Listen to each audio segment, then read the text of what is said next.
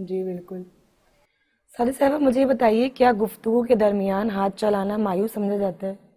ہاں، ہاتھ چلانے کی بھی انداز. بالکل، کہ گفتگو کس انداز کی ہو رہی ہے. اور وہ ایکشن میں کبھی بھی نہیں بتاؤ.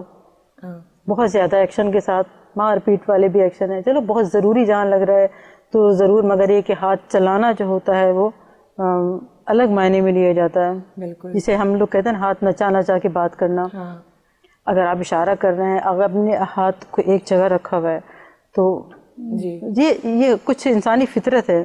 آپ بالکل ہاتھ کو باندھ کے اس طرح سے کر کے کبھی بھی آپ گفتگو نہیں کر سکتے. اس سے کچھ اور معنی لیے جاتے ہیں.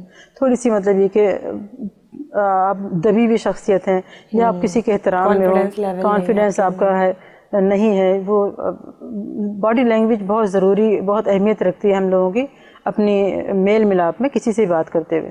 مگر ایک ہاتھ نچا نچا کے بات کرنا، اٹھا اٹھا کے بات کرنا اور دوسروں کو ہاتھ مار مار کے بات کرنا انتہائی معیوب ہے.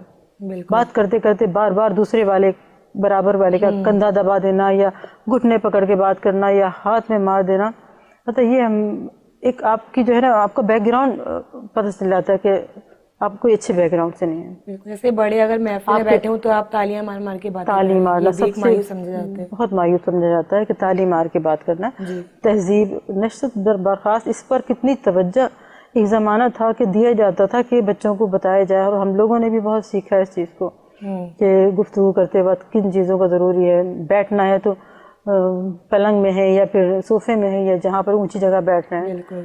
تو ٹانگ اٹھا کے پہلے نہ رکھ دو. جی مطلب یہ ہماری میں ڈاٹا کرتی تھی کہ اس طرح سے نہیں بیٹھا جاتا. اور بیٹھو تو دھیرے بیٹھو کہ آپ جہاں بیٹھو تو وہ جگہ ہل نہ جائے.